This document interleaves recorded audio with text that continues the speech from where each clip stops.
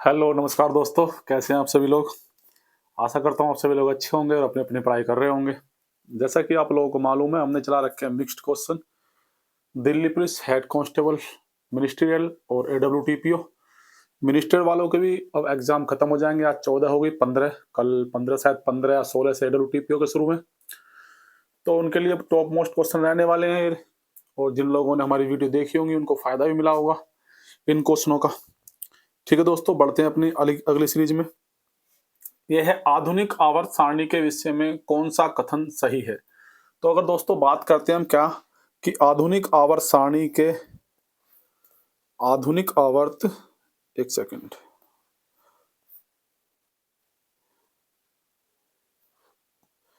हाँ जी, तो आधुनिक आवर्त सारणी के विषय में कौन सा कथन सही है दोस्तों।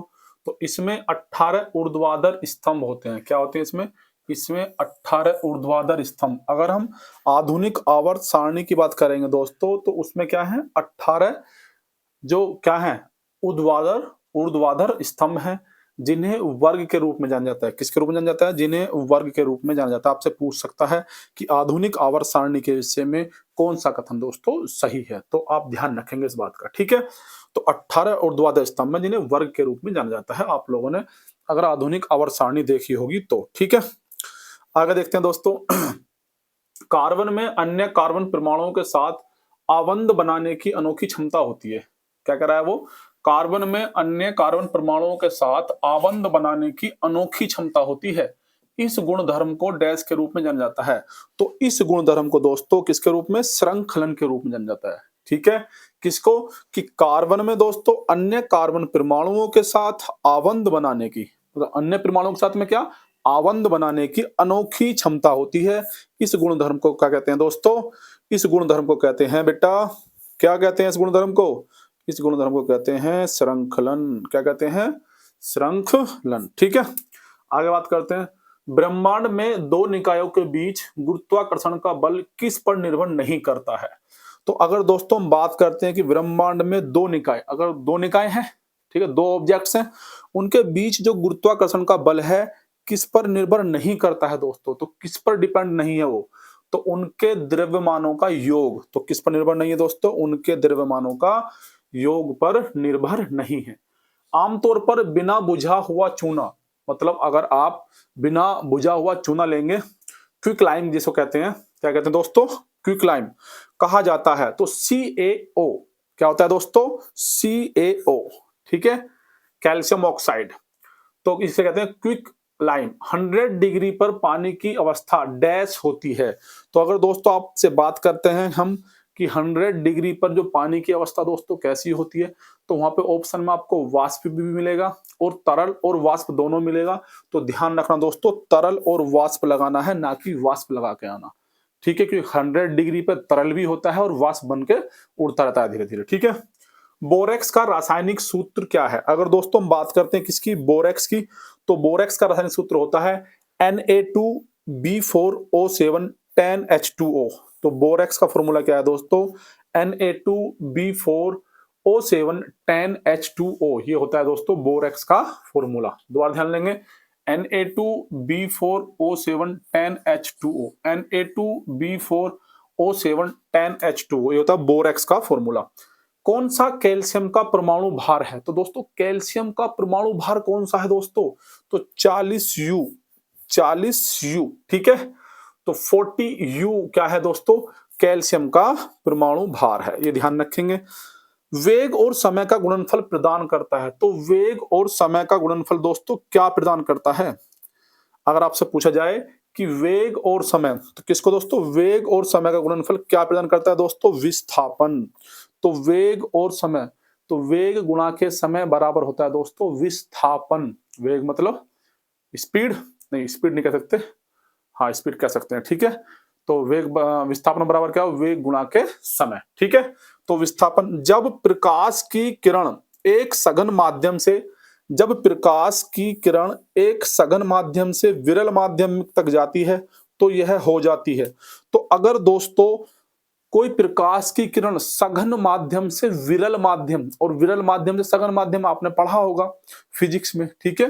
तो अब हम बात करें सघन माध्यम से विरल माध्यम में अगर जाती है दोस्तों, तो क्या होता है दोस्तों, तो प्रकाश की किरण क्या हो जाएगी, अभिलंब से दूर हो जाएगी और तेज हो जाएगी। ये बात ध्यान रखेंगे, जब सघन से विरल में जाए तो अब अभिलंब से क्या हो जाएगी दोस्तों, दूर, और बताइए, और क्या दोस्तों, और तेज हो जाएगी। ये बात ध्यान रखेंगे, ठीक है। आप लोगों ने पढ़ा होगा जैसे कि ये मैंने मान लिया सघन माध्यम, यहां से कोई किरण आ रही है, तो ये क्या होगा, तो इसकी जो ये किरण जो है, तो ये इस अभिलंब से दूर हो जाएगी, ठीक है, और क्या हो जाएगी, तेज हो जाएगी, अगर आप लोगों ने पढ़ा होगा। वर्ष डैश में परमहंस मंडली की स्थापना पूना, सतारा और महाराष्ट्र के अन्य शहरों में हुई थी। तो कौन से वर्ष में दोस्तों, ये पूछ रहा है कि कौन से वर्ष में परमहंस मंडली की स्थापना, किसकी दोस्तों, परमहंस मंडली की स्थापना पूना, सतारा और महाराष्ट्र के अन्य शहरों में हुई थी दोस्तों। तो 1849, 1849, 1849 में परमहंस मंडली की स्थापना पूना, सतारा और महाराष्ट्र, कहां कहां दोस्तों, पूना, सतारा और महाराष्ट्र के अन्य शहरों में दोस्तों हुई थी, है नी। तो दादोबा पांडुरंग और बाल शास्त्री जंभेकर ने भी कौन थे इसके संस्थापक, जिसकी जो परमहंस मंडली की स्थापना दोस्तों जो करी थी, किस किस ने करी थी, तो दादोबा पांडुरंग, परमहंस मंडली ध्यान रखेंगे, परमहंस मंडली, अगर हम इसकी स्थापना की बात करते हैं दोस्तों, तो दादोबा पांडुरंग और बाल शास्त्री जंभेकर, दादोबा पांडुरंग और बाल शास्त्री जंभेकर ने इसकी क्या की थी दोस्तों, स्थापना की थी। अगर आगे बात करते हैं 1846 में ब्रिटिश साम्राज्य, किसको दोस्तों, 1846 में ब्रिटिश साम्राज्य और डैश के बीच लाहौर की संधि पर हस्ताक्षर किए गए थे। तो ब्रिटिश साम्राज्य और लाहौर की संधि पर हस्ताक्षर किस किस के बीच करे गए थे, 1846, 1846, 1846 में ब्रिटिश और किसके बीच लाहौर की संधि हुई थी दोस्तों, किसकी संधि, लाहौर की संधि। वेरी वेरी इंपॉर्टेंट है दोस्तों, ठीक है, बहुत इंपॉर्टेंट है, ध्यान रखेंगे। तो महाराज दिलीप सिंह, किसकी दोस्तों, महाराज दिलीप सिंह, किसकी, महाराज दिलीप सिंह और किसके, ब्रिटिश साम्राज्य के बीच इसको हुआ था। और प्रथम आंग्ल पंजाब युद्ध, क्या कहते हैं इसको, लाहौर की संधि को प्रथम आंग्ल पंजाब युद्ध, तो किसने जीता था दोस्तों, ईस्ट इंडिया कंपनी ने जीता। संधि क्या हुई, लाहौर की संधि। तो प्रथम आंग्ल क्या है दोस्तों, प्रथम आंग्ल जो पंजाब युद्ध है 1845 से 1846 में हुआ। प्रथम आंग्ल पंजाब युद्ध 1846 से 1845 में हुआ। किस किस के बीच हुआ, ईस्ट इंडिया कंपनी और किसके बीच, महाराज दिलीप सिंह के बीच हुआ। और इनकी दोनों की संधि होती है लाहौर की संधि। और 7 वर्षीय महाराज दिलीप सिंह कितनी उम्र के थे दोस्तों, तो 7 वर्षीय महाराज दिलीप सिंह को ब्रिटिश, किसने दोस्तों, एक सेकेंड,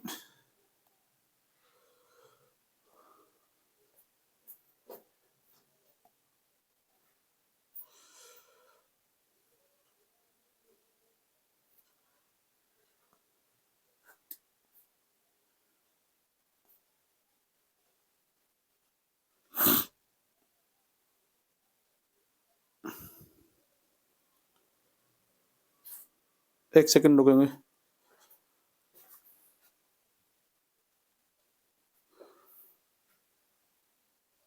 हाँ जी दोस्तों, देखेंगे कहां पर थे हम। तो किस किस के बीच हुआ था, प्रथम आंग्ल पंजाब युद्ध दोस्तों, तो ब्रिटिश साम्राज्य और महाराज दिलीप सिंह के बीच में हुआ था। लाहौर की संधि की अगर बात करता हूं मैं, तो 7 वर्षीय महाराज दिलीप सिंह में ब्रिटिश साम्राज्य के बीच दोस्तों हुई थी। अमृतसर की संधि की अगर बात करता हूं मैं, तो एक हुई थी दोस्तों अमृतसर की संधि, तो 1809 ईस्वी में हुई थी। कब हुई थी, 1809 ईस्वी में। किस किस के बीच हुई थी अमृतसर की संधि, महाराज रणजीत सिंह और अंग्रेजों के बीच। किसके बीच दोस्तों, महाराज रणजीत सिंह और अंग्रेजों के बीच हुई थी। इसमें सतलुज नदी को अंग्रेजों और रणजीत सिंह के बीच सीमा निर्धारित कर गया था, ठीक है। ये रहा देखो क्या है दोस्तों? अमृतसर की संधि। आप ध्यान रखेंगे कि अमृतसर की संधि दोस्तों कब हुई थी? तो 1809 ईस्वी में हुई थी। किस किस के बीच हुई थी? महाराज रणजीत सिंह और अंग्रेजों के बीच हुई थी। इसमें सतलुज नदी को अंग्रेजों और रणजीत सिंह के बीच, किसको दोस्तों? सतलुज नदी को अंग्रेजों और रणजीत सिंह के बीच का सीमा के रूप में तय कर दिया गया था। ठीक है दोस्तों, आगे देखते हैं। 1791 में बनारस में किस कॉलेज की स्थापना हुई थी? तो 1791 1791, ठीक है, 1791 में बनारस में किस कॉलेज की स्थापना हुई थी दोस्तों? किस कॉलेज की स्थापना हुई थी बनारस में दोस्तों? कहां पर? बनारस में। तो कौन सी कॉलेज की स्थापना हुई थी दोस्तों? तो संस्कृत कॉलेज की स्थापना हुई थी। और स्थापना किसने करी थी? Jonathan Duncan. तो स्थापना किसने करी थी दोस्तों? Jonathan Duncan.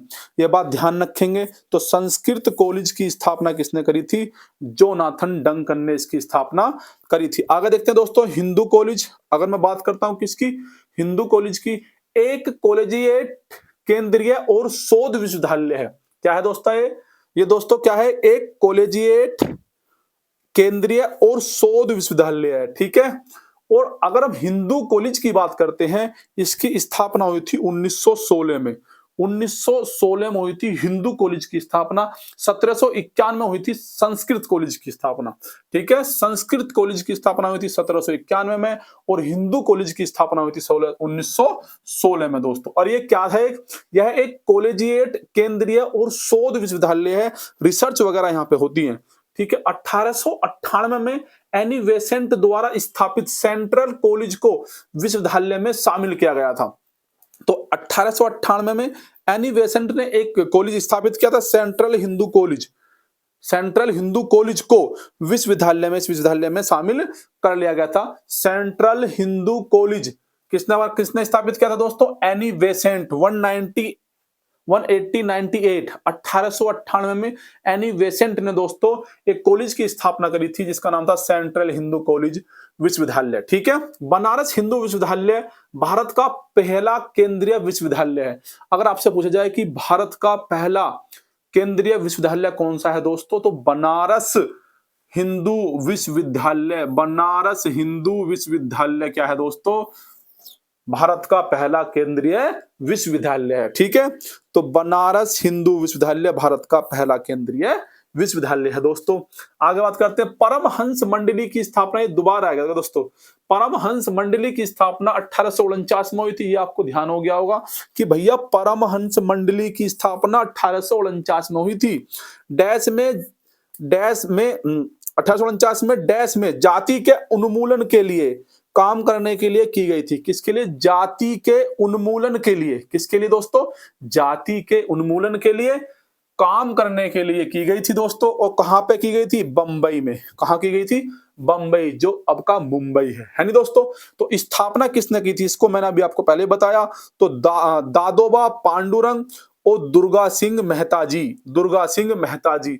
दादोबा पांडुरंग और दुर्गा सिंह मेहता जी। दादोबा पांडुरंग और दुर्गा सिंह मेहता जी। परमहंस मंडली की स्थापना करी थी 1849 में।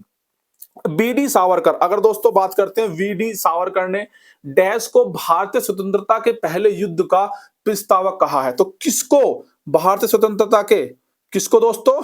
किसको? कि भारतीय स्वतंत्रता के पहले युद्ध का प्रस्तावक कहा है। तो वेल्लोर विद्रोह। तो वेल्लोर विद्रोह 1806 दोस्तों 1806 में हुआ था। वेल्लोर विद्रोह हुआ था। कब हुआ था दोस्तों? 1806 में। ठीक है। और इसको जो वेल्लोर विद्रोह था, वेल्लोर विद्रोह को दोस्तों वीडी सावरकर ने भारतीय स्वतंत्रता के पहले युद्ध का प्रस्तावक कहा है। ध्यान रखेंगे। तो वीडी सावरकर ने वेल्लोर विद्रोह को क्या कहा है दोस्तों? भारतीय स्वतंत्रता के पहले युद्ध का क्या कहा है? प्रस्तावक कहा है। यह विद्रोह कहां हुआ था दोस्तों? यह विद्रोह अंग्रेजों द्वारा भारत में सैनिकों के नव परिचय ड्रेस कोड के विरुद्ध था। ठीक है। नया ड्रेस कोड आया था इस टाइम पे, अंग्रेज नया ड्रेस कोड लेके आए थे, तो उसके विरुद्ध हुआ था। सर जॉन क्रेडॉक ब्रिटिश अधिकारी। ब्रिटिश अधिकारी दोस्तों कौन थे? Sir John Cradock. Sir John Cradock British अधिकारी थे जिन्होंने विवादास्पद ड्रेस कोड की शुरुआत की थी? तो विवादास्पद ड्रेस कोड की क्या की थी दोस्तों? शुरुआत की थी। कौन थे? क्या नाम था दोस्तों ब्रिटिश का? Sir John Cradock. कौन थे दोस्तों? सर जॉन क्रेडोक अधिकारी थे। आगे बात करते हैं नील विद्रोह। अगर दोस्तों हम बात करते हैं किसकी? नील विद्रोह की, तो 1859 बंगाल में नदियों के चौगाचा गांव में। ठीक है, देख लो कहां है दोस्तों? नील विद्रोह की बात कर रहे हैं। कब हुआ था नील विद्रोह? पहले तो ये बात होनी चाहिए 1859 1860 से एक साल पहले 1859 में हुआ था दोस्तों। कौन सा? नील विद्रोह। और बंगाल में नदियों के चौगाना गांव में, नदिया के चौगाना गांव में। कहां पे हुआ था दोस्तों? नदिया के चौगाना गांव में। नील के बागानों के मालिक के खिलाफ नील किसानों का विद्रोह था। तो नील के बागान के मालिक के खिलाफ नील किसानों का यह एक दोस्तों विद्रोह था। बस आपको याद रखना है कि दोस्तों कब हुआ था नील विद्रोह? तो 1859 में दोस्तों नील विद्रोह हुआ था। आगे बात करते हैं मद्रास प्रेसिडेंसी में विधवा पुनर्विवाह संघ के संस्थापक कौन है? भैया मद्रास प्रेसिडेंसी में पूछ रहा है, और क्या पूछ रहा है? विधवा पुनर्विवाह संघ। किसको दोस्तों? विधवा पुनर्विवाह संघ के संस्थापक कौन है? तो ध्यान रखेंगे मद्रास प्रेसिडेंसी से वीर सलिंगम पंतुलु। कौन है दोस्तों? वीर सलिंगम पंतुलु। कौन थे? वीर सलिंगम पंतुलु थे दोस्तों। कौन थे? विधवा पुनर्विवाह संघ के संस्थापक। और राव बहादुर कुंदुकुरी। तो राव बहादुर कुंदुकुरी।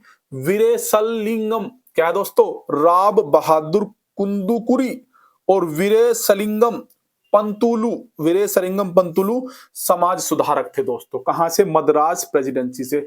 तो राव बहादुर कुंदुकुरी और वीरेसलिंगम पंतुलु समाज सुधारक थे दोस्तों। कहां से? मद्रास प्रेसिडेंसी से। अगर आगे बात करते हैं दोस्तों कि वर्ष डैश में परमहंस मंडली की स्थापना पूना। ये तो दोबारा आ गया, देखो वर्ष लगता है एग्जाम में आएगा ही। ठीक है, तो इंपोर्टेंट डाल लीजिए इस पे, तो याद रखेंगे डैश वर्ष में परमहंस मंडली की स्थापना पूना, सतारा और महाराष्ट्र के अन्य शहरों में हुई थी दोस्तों। तो कब हुई थी? 1849 में।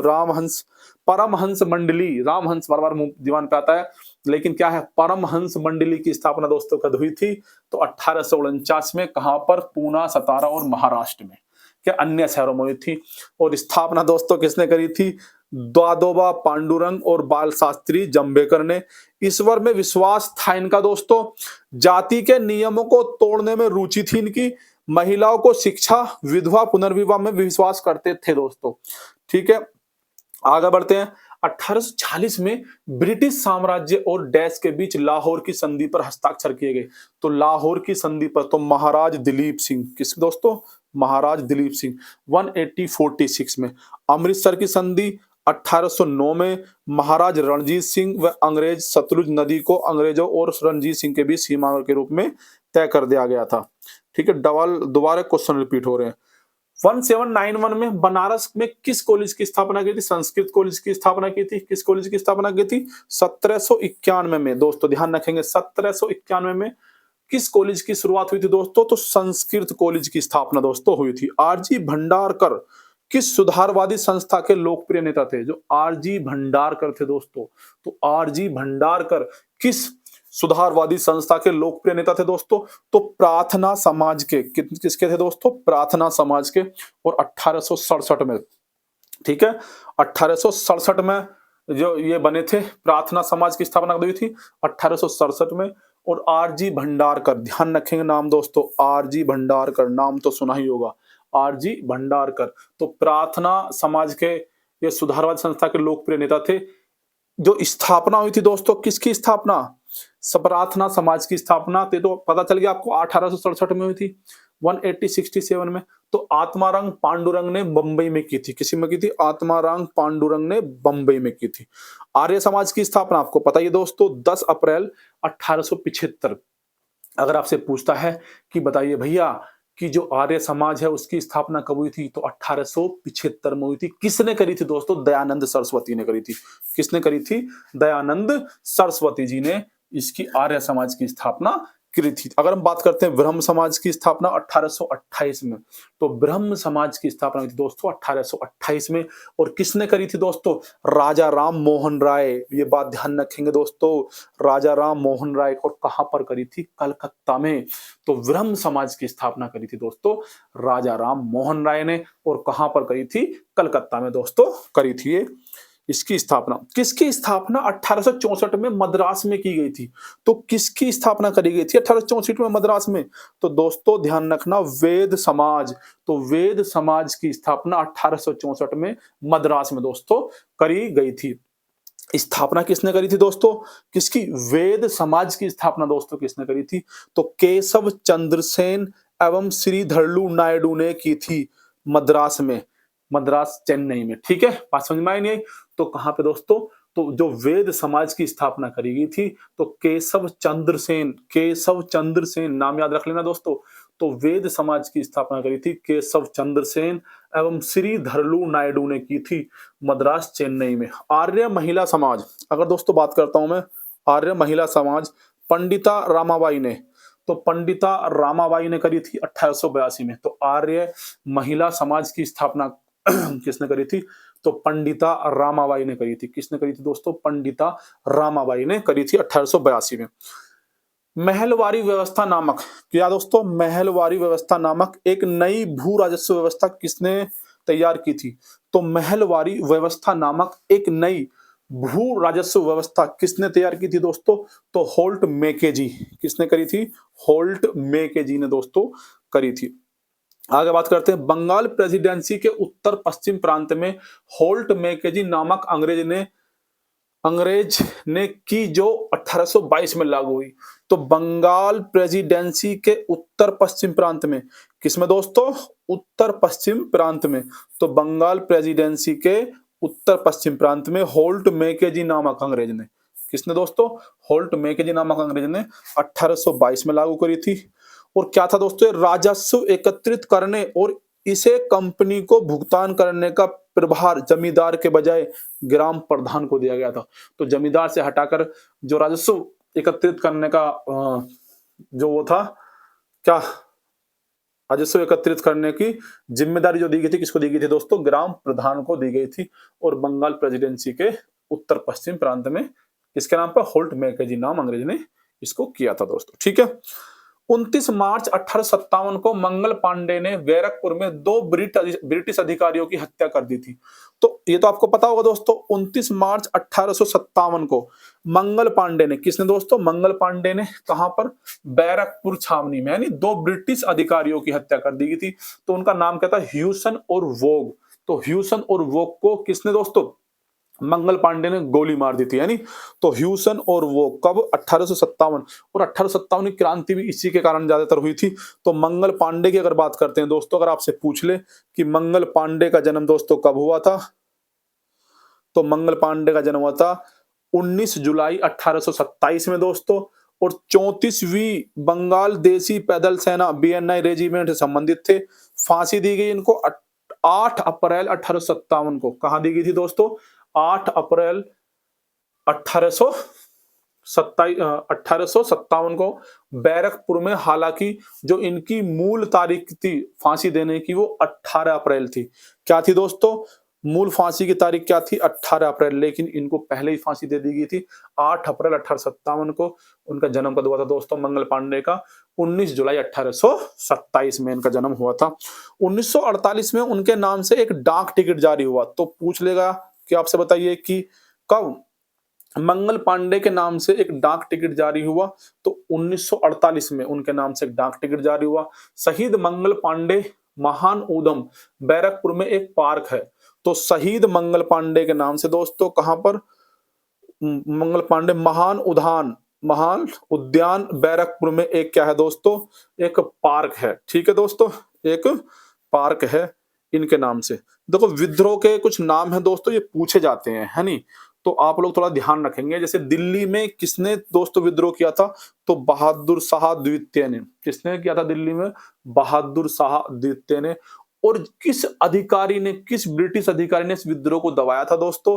तो उसका नाम था जॉन निकोलसन। क्या नाम था दोस्तों? जॉन निकोलसन उसका नाम था, जिसने दिल्ली के विद्रोह को दबाया था। दूसरा विद्रोह दोस्तों देखते हैं लखनऊ। तो लखनऊ की अगर दोस्तों बात करते हैं तो निकोलसन से ध्यान रखेंगे पहले तो ये वेरी वेरी इंपॉर्टेंट दोस्तों, ध्यान रखेंगे। 4 हैं ये, 4 विद्रोह, हालांकि विद्रोह अलग अलग और भी हुए थे, धीरे धीरे आपको बता देंगे, कुछ बता भी दिए हैं पहले, ठीक है। तो आप ध्यान रखेंगे। तो दिल्ली का विद्रोह बहादुर शाह द्वितीय ने किया था, जॉन निकोलसन ने इसको दबाया था। लखनऊ का विद्रोह, तो लखनऊ से थी बेगम हजरत महल, तो बेगम हजरत महल ने शुरू किया था दोस्तों लखनऊ से विद्रोह। और कौन थे? Sir Colin Campbell, sir Colin Campbell ने इसको दबा दिया था। किसने दोस्तों? सर कोलिन कैंपबेल ने इसको दबा दिया था। अगर और बात करता हूं इलाहाबाद और बनारस की दोस्तों, बात करता हूं मैं इलाहाबाद और बनारस की, तो मौलवी लियाकत अली। तो इलाहाबाद और बनारस से, जो इलाहाबाद वाला क्षेत्र है और जो बनारस वाला क्षेत्र है, वहां से कौन थे दोस्तों? वहां से थे मौलवी लियाकत अली थे और कर्नल ओनसेल। तो कर्नल ओनसेल ने मौलवी लियाकत अली द्वारा उठाए गए विद्रोह को दबाया था। किसने दोस्तों? कर्नल ओनसेल ने, है नी। कैंपबेल याद रखेंगे हजरत महल से, निकोलसन याद रखेंगे बहादुर शाह से दिल्ली के, और ओनसेल याद रखेंगे मौलवी लियाकत अली से, है नी। झांसी और ग्वालियर, अगर दोस्तों बात करते हैं झांसी और ग्वालियर, ये तो आपको पता होगा, लक्ष्मीबाई और मंगल पांडे, मंगल पांडे, तात्या टोपे, लक्ष्मीबाई और तात्या टोपे द्वारा शुरू किया गया था। और कौन था यहाँ पे? Hugh Rose. तो दोस्तों ध्यान रखेंगे, ह्यूग रोज ने इस विद्रोह को दबा दिया था, ठीक है। 1817 में ओडिशा में पाइका विद्रोह छिड़ा गया था। तो 1817 1817 ओडिशा में पाइका विद्रोह छिड़ गया था। कौन इस विद्रोह का प्रमुख था? तो बख्शी जगबंधु। तो 1817 में ओडिशा में, तो 1817 में दोस्तों ओडिशा में, कहां पर? ओडिशा में पाइका विद्रोह। कौन सा विद्रोह दोस्तों? पाइका विद्रोह छिड़ गया था। और इसमें जो प्रमुख था वो कौन था? बख्शी जगबंधु था दोस्तों, ये प्रमुख है नी। खुर्दा के राजा के सेना प्रमुख थे। तो खुर्दा के राजा के सेना प्रमुख थे बख्शी जगबंधु, जिन्होंने ओडिशा में पाइका विद्रोह छेड़ा था 1817 में। संथाल विद्रोह की दोस्तों बात करते हैं, सिंधु और कान्हू। तो संथाल विद्रोह किसने शुरू किया था? सिंधु और कान्हू ने शुरू किया था। कूका आंदोलन की अगर दोस्तों बात करते हैं तो बाबा राम सिंह ने और बिरसा मुंडा विद्रोह ने, ठीक है दोस्तों। आगे बात करते हैं, किस अधिनियम द्वारा ब्रिटिश सरकार ने चाय और चीनी के व्यापार पर ईस्ट इंडिया कंपनी के एकाधिकार को समाप्त कर दिया गया था? तो किस अधिनियम द्वारा ब्रिटिश सरकार ने दोस्तों चाय और चीनी के व्यापार पर ईस्ट इंडिया कंपनी ईसीआई के अधिकार को समाप्त कर दिया गया था दोस्तों? तो चार्टर एक्ट 1833। तो चार्टर एक्ट 1833 के द्वारा जो ब्रिटिश ईस्ट इंडिया कंपनी का चाय और चीनी के व्यापार पर रोक लगा दी थी, समाप्त कर दिया था, ठीक है। 1833 ध्यान रखेंगे। शिक्षा के उद्देश्य के लिए किस चार्टर अधिनियम ने 1 लाख रुपए दिए गए थे? तो कौन सा चार्टर अधिनियम था जिसमें शिक्षा के उद्देश्य को लेकर, कि शिक्षा के लिए भैया क्या दे रहे हैं? तो शिक्षा के लिए 1 लाख रुपए दिए थे। कितने रुपए दिए थे भैया? 1 लाख रुपए दिए थे। और 1813, तो चार्टर 1813 अधिनियम, 1813 अधिनियम के अनुसार 1 लाख रुपए शिक्षा के लिए दिए गए थे। चार्टर 1813 चार्टर अधिनियम, ठीक है। आप कह सकते हैं कि चार्टर अधिनियम 1813। प्रत्येक वर्ष 1 लाख रुपए का व्यय स्वीकृत किया गया था। तो हर साल कितना दोस्तों? 1 लाख रुपए का व्यय स्वीकार किया गया था। इलवर्ट बिल, अगर दोस्तों हम बात करते हैं आगे किसकी? इलवर्ट बिल, जिसे 1883 में 1883 तो इलवर्ट बिल कहते हैं। क्या है दोस्तों? इलवर्ट बिल 1883 में पेश किया गया था। किस विकल्प से संबंधित है? तो इलवर्ट बिल जो था दोस्तों, इलवर्ट बिल 1883 किससे था दोस्तों? न्यायपालिका संबंधित था। किससे था? न्यायपालिका से। यह वायसराय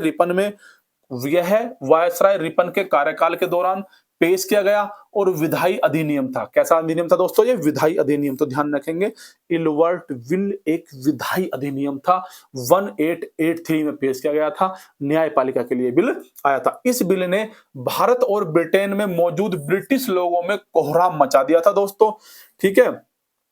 और इसे वापस ले लिया गया और संशोधित कर दिया गया, ठीक है।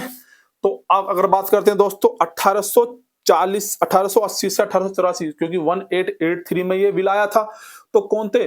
तो लॉर्ड रिपन दोस्तों कौन थे? लॉर्ड रिपन थे, ये वायसराय रहे, उनके द्वारा लाया गया था इसमें, और इसमें कुछ सुधार किए गए।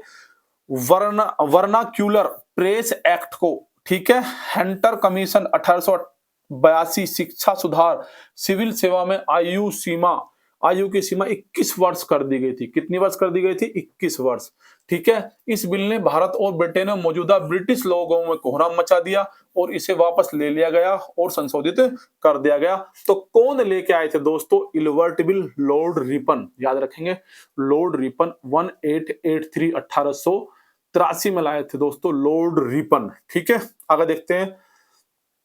सिख सुधारकों द्वारा अपने धार्मिक स्थलों में धीरे धीरे फैल रही बुरी सामाजिक प्रथाओं को हटाकर उन्हें शुद्ध करने के लिए डैश की शुरुआत की गई थी। तो जो सिख धर्म में दोस्तों जो क्या फैल रही थी? धार्मिक स्थलता में धीरे धीरे फैल रही बुरी सामाजिक प्रथाओं, किसको दोस्तों? बुरी सामाजिक प्रथाएं जो फैल रही थी उनको कम करने के लिए कौन सा आंदोलन चलाया था? अकाली आंदोलन। कौन सा दोस्तों? अकाली आंदोलन चलाया गया था। 20वीं सदी की बात है ये।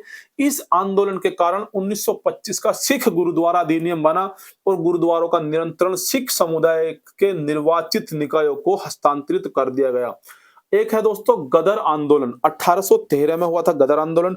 संयुक्त राज्य अमेरिका और कनाडा से आए भारतीय प्रवासियों द्वारा गठित था दोस्तों गदर आंदोलन। और गदर आंदोलन में जो प्रमुख थे कौन कौन थे? ध्यान रखना, पूछता है दोस्तों question, very very important, very very important है दोस्तों, ध्यान रखेंगे। तो लाला हरदयाल, सोहन सिंह भकना और भगत सिंह इसके प्रमुख नेता थे। लाला हरदयाल, सोहन सिंह भकना और कौन थे दोस्तों? भगत सिंह इसके प्रमुख जो नेता थे वो थे गदर आंदोलन के। और कब हुआ था? 1913 में दोस्तों ये हुआ था। ठीक है, बनारस में सेंट्रल हिंदू स्कूल की स्थापना किसने की थी? एनी बेसेंट ने। हम पढ़ के आए हैं पहले, एनी बेसेंट ने 1898 में करी थी। 1916 में मदन मोहन मालवीय द्वारा इस महाविद्यालय को बनारस हिंदू विश्वविद्यालय के रूप में विकसित किया गया। तो जो इन्होंने करी थी सेंट्रल हिंदू कॉलेज, कौन सा? बनारस में सेंट्रल हिंदू कॉलेज। किस नाम से करी थी एनी बेसेंट ने? सेंट्रल हिंदू कॉलेज के नाम से करा। लेकिन मदन मोहन मालवीय ने 1916 में, देखो 1898 में इन्होंने स्थापना करी थी, तो 1916 में मदन मोहन मालवीय द्वारा इसको बनारस, इस महाविद्यालय को बनारस हिंदू विश्वविद्यालय के रूप में विकसित किया गया। और 1916 में एनी बेसेंट ने लोकमान्य तिलक के साथ Akhil Bharatiya home rule league की शुरुआत की थी। 1917 में एनी बेसेंट भारतीय राष्ट्रीय कांग्रेस की पहली महिला अध्यक्ष थी। अगर दोस्तों आपसे पूछता है कि कांग्रेस की पहली महिला अध्यक्ष कौन थी, दोस्तों ध्यान रखेंगे एनी बेसेंट थी जो पहली महिला अध्यक्ष थी। और दोस्तों कब बनी थी? 1917 में बनी थी दोस्तों राष्ट्रीय कांग्रेस की पहली महिला अध्यक्ष। भारत छोड़ो आंदोलन के समय भारतीय राष्ट्रीय कांग्रेस के अध्यक्ष कौन थे? तो जब भारत छोड़ो आंदोलन दोस्तों हुआ था तो उस समय भारतीय कांग्रेस के अध्यक्ष दोस्तों कौन थे? तो मौलाना अबुल कलाम आजाद। कौन थे दोस्तों? मौलाना अबुल कलाम आजाद थे। अन्य नाम का अगस्त आंदोलन और गोवालिया टैंक मैदान में हुआ था दोस्तों। कहां पे हुआ था? जो भारत छोड़ो आंदोलन हुआ था दोस्तों, गोवालिया टैंक मैदान विद्रोह भी कहते हैं इसको, है नी, इसको अगस्त आंदोलन भी कहते हैं। इसे अगस्त आंदोलन के नाम से जाना जाता है दोस्तों। और 8 अगस्त 1942 को महात्मा गांधी द्वारा कब शुरू किया गया था दोस्तों? 8 अगस्त 1942। 8 अगस्त 1942 को महात्मा गांधी द्वारा शुरू किया गया था दोस्तों। गांधी जी ने इस आंदोलन में करो या मरो का नारा दिया गया था। ठीक है, तो अगस्त आंदोलन या भारत छोड़ो आंदोलन में ही गांधी जी ने नारा दिया था करो या भैया मरो। ठीक है, कौन भारत के संविधान में राज्य सूची का विषय है दोस्तों? कृषि जो है राज्य सूची का विषय है। किस ग्रह को भोर का तारा भी कहा जाता है दोस्तों? शुक्र को, या तो आपको पता होगा। यह सूर्योदय से ठीक पहले और पूर्व में दिखाई देता है। शुक्र को शाम का तारा भी कहा जाता है दोस्तों। और सूर्यास्त के तुरंत बाद पश्चिम में दिखाई देता है दोस्तों। और सबसे गर्म ग्रह है, अगर आपसे पूछे कि सबसे गर्म ग्रह दोस्तों कौन सा है, तो शुक्र है दोस्तों। वरुण में हमारे सौर मंडल के किसी भी ग्रह की तुलना में सबसे तेज हवाएं चलती हैं। तो अगर आपसे पूछता है कि सबसे तेज हवाएं किस ग्रह पर दोस्तों चलती हैं, तो वरुण में। कौन से पर? वरुण में। सिमिलीपल दोस्तों बात करते हैं। सिमिलीपल बायोस्फीयर रिजर्व किस राज्य में स्थित है? तो सिमिलीपल बायोस्फीयर रिजर्व दोस्तों ओडिशा में है। तो कहां पर है बेटा? ओडिशा में है सिमिलीपल बायोस्फीयर। पूछ लेता है बायोस्फीयर बाद दोस्तों, तो सिमिलीपल बायोस्फीयर कहां? ओडिशा में है। इसमें लाल रेशम कपास के पेड़ों की बहुआयात होता है और भितरकनिका राष्ट्रीय उद्यान भी ओडिशा में है। और भितरकनिका दोस्तों कहाँ पर है? भितरकनिका राष्ट्रीय उद्यान भी कहाँ बेटा? भितरकनिका राष्ट्रीय उद्यान भी कहाँ है दोस्तों? उड़ीसा में ही है। गंगा दशहरा हर साल ज्येष्ठ माह के शुक्ल पक्ष के डैश के दिन मनाया जाता है। तो जो गंगा दशहरा मनाया जाता है दोस्तों 10वें दिन मनाया जाता है। किसके? शुक्ल पक्ष के 10वें दिन। शुक्ल पक्ष के 10वें दिन दोस्तों माना जाता है। किस राज्य ने एआई लैब स्थापित करने के लिए गूगल के साथ एक समझौता ज्ञापन पर हस्ताक्षर किए हैं दोस्तों? तो तमिलनाडु। किसने करे हैं दोस्तों? तमिलनाडु। तो किस राज्य ने एआई लैब स्थापित करने के लिए गूगल के साथ एक समझौता ज्ञापन पर हस्ताक्षर किए हैं दोस्तों? तो तमिलनाडु। वह भूमि जो एक या एक से कम कृषि वर्ष के लिए वह भूमि जो एक या एक से कम वर्ष के लिए खेती के बिना छोड़ दी जाती है, मतलब खेती नहीं कर रहे हैं हम, खाली छोड़ रहे हैं 1 साल के लिए या 1 साल से कम के लिए, तो कहलाती है वर्तमान प्रतिभूमि। मतलब ऐसी भूमि जिसमें खेती हो सकती है लेकिन खाली पड़ी है तो उसे कहते हैं प्रतिभूमि। और ऐसी भूमि जिसमें खेती नहीं हो सकती और वो खाली पड़ी तो उसे कहते हैं बंजर भूमि। ठीक है, ये बात ध्यान रखेंगे। मौर्यकालीन रथों के पताकाओं का रंग कैसा था? अगर आपसे पूछे मौर्यकालीन रथों के पताकाओं का रंग कैसा था दोस्तों? सफेद रंग था। कैसा था? सफेद। लेकिन मोर की आकृति इस पर अंकित थी। तो पूछ लेगा मौर्यकालीन जो पताकाएं थी उन पर किस किस जानवर की आकृति लगी हुई थी दोस्तों? तो मोर की आकृति थी। कौन भारत के पहले मुख्य न्यायाधीश थे? अगर आपसे पूछा जाए कौन भारत के पहले मुख्य न्यायाधीश थे दोस्तों, ध्यान रखेंगे माननीय श्री न्यायमूर्ति हरिदयाल जैकी सुनदास कन्या। तो माननीय श्री न्यायमूर्ति छोड़ दीजिए आप, हरिलाल जैकी सुनदास कन्या, हरिलाल जैकी सुनदास कन्या, हरिलाल जैकी सुनदास कन्या, हरिलाल जैकी सुनदास कन्या जो थे पहले मुख्य न्यायाधीश थे। भारत और श्रीलंका बनाने वाले टापुओं के एक समूह से जुड़े हुए हैं। किससे जुड़े हुए हैं दोस्तों? Adam's Bridge. क्या कहते हैं? एडम्स ब्रिज, जिसे कहते हैं राम सेतु ब्रिज भी कहते हैं। यह कहां पर है? यह रामेश्वर द्वीप या पम्वन द्वीप और मन्नार द्वीप के श्रीलंका के मध्य स्थित है। लगभग 50 किलोमीटर लंबा चूना पत्थर पर और प्रवाल भित्तियों की श्रृंखला से बना है। भूपेन हजारिका ब्रिज या ढोला सादिया ब्रिज, कौन सा दोस्तों? भूपेन हजारिका ब्रिज या ढोला सादिया ब्रिज असम और अरुणाचल प्रदेश के पूर्वोत्तर राज्यों को जोड़ता है और ब्रह्मपुत्र नदी की सहायक नदी लोहित नदी पर बनाया गया है। तो अगर आपसे पूछेगा कि भूपेन हजारिका ब्रिज कहां पर है दोस्तों, तो ब्रह्मपुत्र नदी की सहायक नदी लोहित नदी पर इसको बनाया गया है।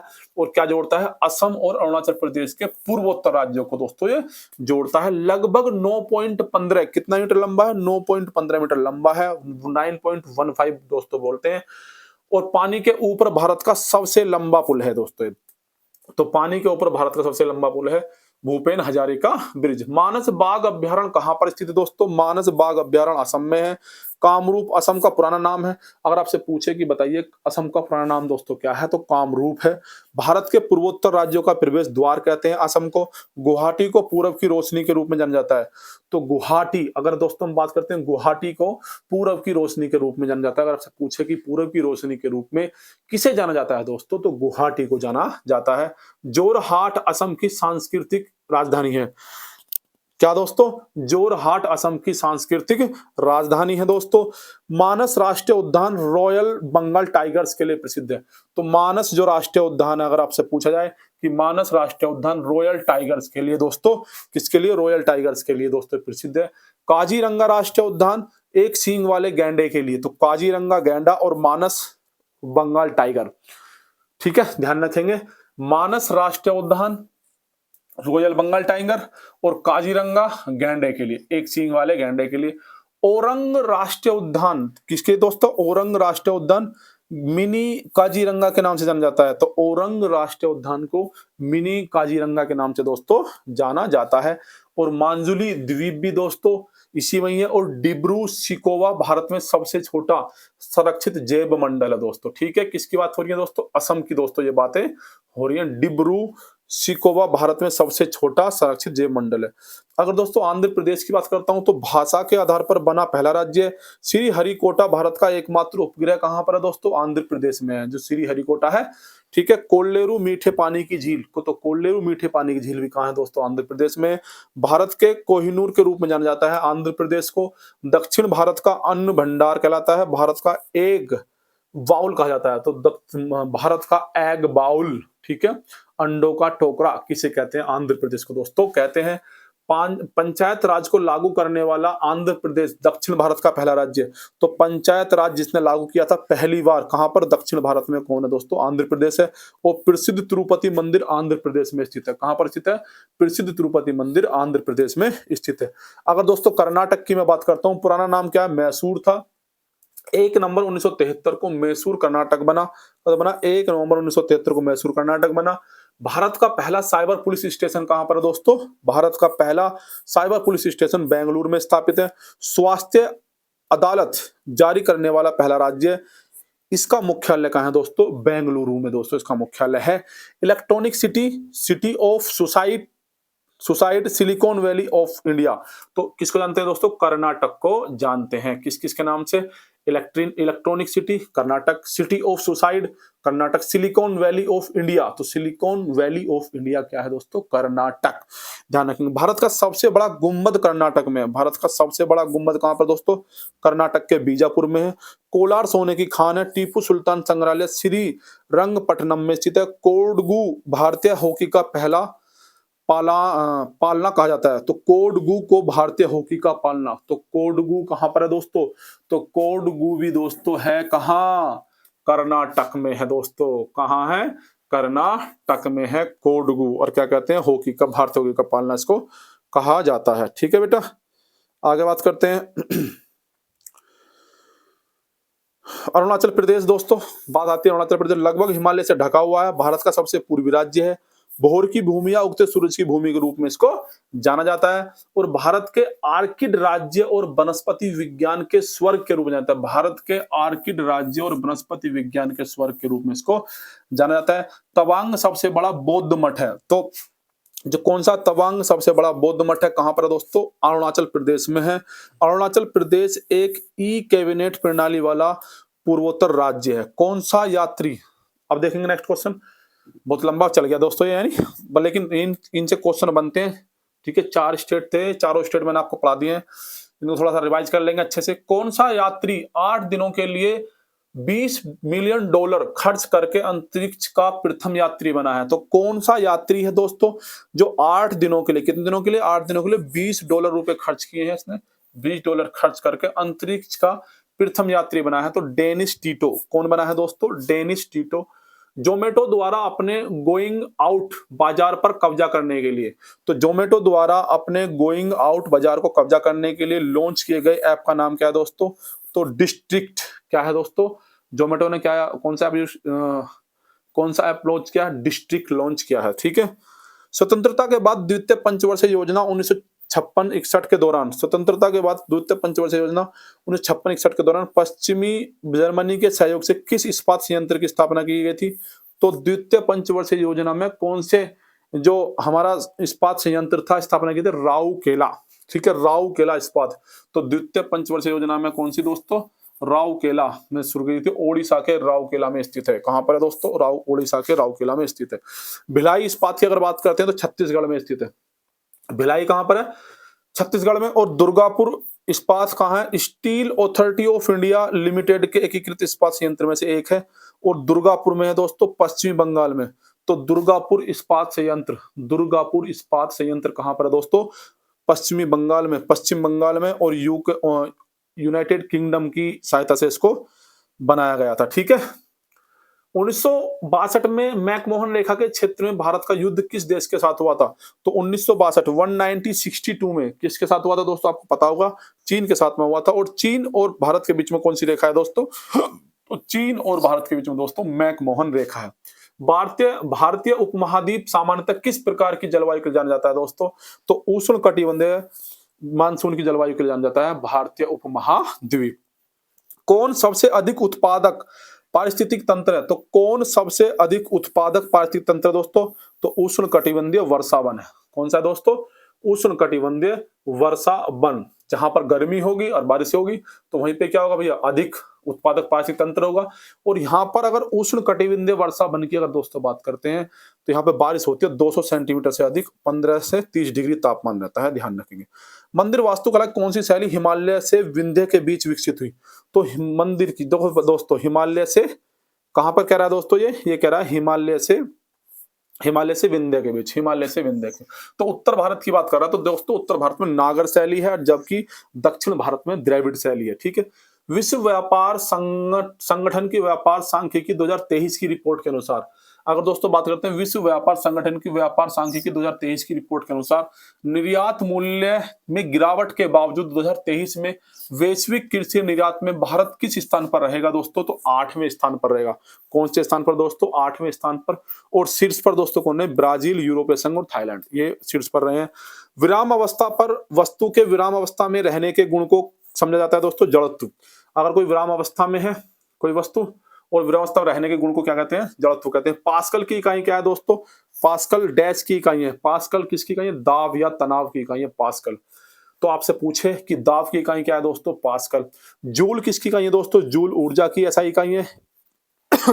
इकाई जूल का नाम अंग्रेजी भौतिक वैज्ञानिक जेम्स प्रेस्कोट जूल, ठीक है, किसने की थी दोस्तों? जेम्स प्रेस्कोट जूल के नाम पर रखी गई है जूल का नाम।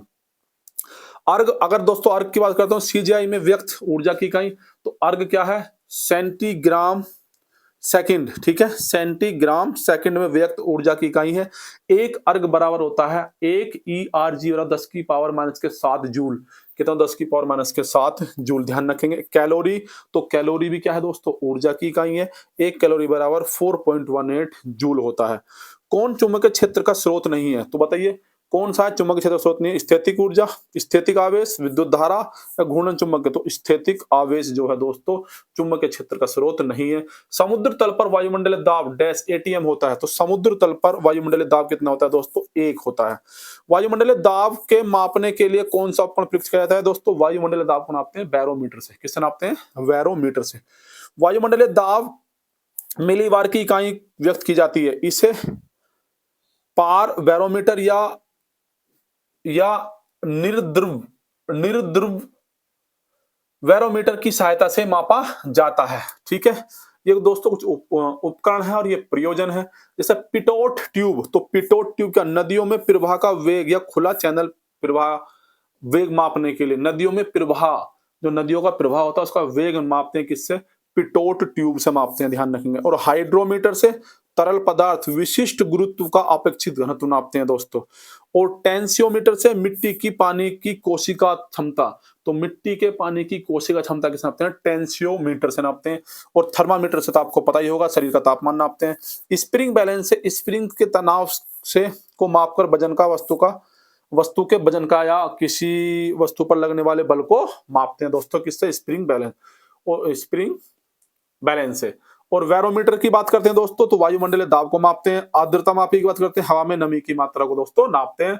और सिस्मोग्राफ से आपको पता होगा भाई, ये तो खूब पूछता है। सिस्मोग्राफ, आर्द्रता मापी, बैरोमीटर, स्प्रिंग बैलेंस, थर्मामीटर और दोस्तों हाइड्रोमीटर, ये आपके इंपोर्टेंट हो गए। ठीक है, ये ध्यान रखेंगे। किस वस्तु की गति का विरोध करने वाले बल को क्या कहा जाता है दोस्तों? घर्षण बल। अगर किसी वस्तु की गति का विरोध कर रहा है तो उसे कहते हैं घर्षण बल। ताजे पानी का घनत्व नमक के पानी से क्या होता है? कम होता है, ज्यादा होता है? तो ताजे पानी का घनत्व जो होता है नमक के पानी से ज्यादा होता है। ठीक है। डेंसिटी क्या होती है? सॉरी, कम होती है। क्या होती है? डेंसिटी कम। मतलब अगर पानी में हम नमक मिला देंगे तो डेंसिटी उसकी बढ़ जाएगी, है नहीं? तो डेंसिटी बराबर क्या होता है दोस्तों? Mass upon volume. तो ये हमारा डेंसिटी का फॉर्मूला होता है। घनत्व की ऐसा ही मात्रक किस में नापते हैं? घनत्व का ऐसा ही मात्रक है किलोग्राम प्रति मीटर क्यूब। तो घनत्व का क्या होता है? किलोग्राम प्रति मीटर क्यूब। किस माध्यम से ध्वनि यात्रा नहीं कर सकती? तो निर्वात से। तो किस माध्यम से ध्वनि यात्रा नहीं कर सकती? निर्वात में। वायु में ध्वनि की चाल कितनी होती है? 343 मीटर पर सेकंड। ध्वनि की आवृत्ति क्या होती है? हर्ट्ज में नापते हैं। ध्वनि की तीव्रता डेसिबल में नापते हैं। ध्वनि की तीव्रता किस में नापते हैं दोस्तों? डेसिबल में। ठीक है, ये ध्यान रखेंगे। और मनुष्य कितना सुन सकता है? तो 20 हर्ट्ज से 20 किलो हर्ट्ज तक सुन सकता है। सोनार पानी के भीतर की वस्तुओं की दूरी, दिशा और गति को मापने के लिए एक उपकरण है। यह किसका उपयोग करता है दोस्तों? पराश्रव्य तरंगों का, या अल्ट्रासोनिक वेव कहते हैं। ये तरंगे 20,000 हर्ट्ज से अधिक आवृत्ति वाली ध्वनि का उपयोग उनकी उच्च आवृत्ति और छोटे तरंग दैर्ध्य के कारण किया जाता है। किसी विद्युत परिपथ में किसी दिए गए धातु के तार के सिरों पर विभवांतर उसमें प्रवाहित धारा के समानुपाती होता है, बशर्ते कि उसका तापमान समान रहे। इसे डैश का नियम कहा जाता है। तो किसका नियम? दोबारा सुन लेंगे, किसी विद्युत परिपथ में, मतलब दोस्तों किसी विद्युत परिपथ में किसी दिए गए धातु के तार के सिरों पर विभवांतर उसमें प्रवाहित धारा के समानुपाती होता है, बशर्ते कि उसका तापमान समान रहे। इसे डैश का नियम कहते हैं। किसका नियम कहते हैं दोस्तों? ओम का नियम कहते हैं। और वोल्टेज बराबर होता है करंट गुणा प्रतिरोध। तो वोल्टेज बराबर क्या होता है? करंट गुणा प्रतिरोध, V बराबर IR के होता है। सघन सघन माध्यम से विरल माध्यम में जाने पर प्रकाश की किरण, तो दोस्तों सघन माध्यम से विरल माध्यम, सघन अभी पढ़ के आए हैं ऊपर, तो तेज हो जाती है और अविलंब से दूर हो जाती है, ये बात ध्यान रखना। एक डैश एक विद्युत परिपथ में दो बिंदुओं के बीच विद्युत विभवांतर को मापने के लिए उपयोग किए जाने वाला एक उपकरण है, तो वोल्ट मीटर। क्या कह रहा है? एक विद्युत परिपथ में दो बिंदुओं के बीच विद्युत विभवांतर को मापने के लिए उपयोग किया जाने वाला एक उपकरण है, क्या है दोस्तों? वोल्ट मीटर है। ठीक है, तो ये खत्म हो गया दोस्तों। आज के लिए दोस्तों इतना ही। मिलते हैं अपनी नेक्स्ट क्लास में। अपने पेपर की तैयारी करते रहिए, बेहतरीन करके अच्छे से पेपर दे के आइए। आज के लिए इतना ही। पर वीडियो पसंद आई लाइक करें, शेयर करें, चैनल को सब्सक्राइब करें। Thank you, tata, bye bye.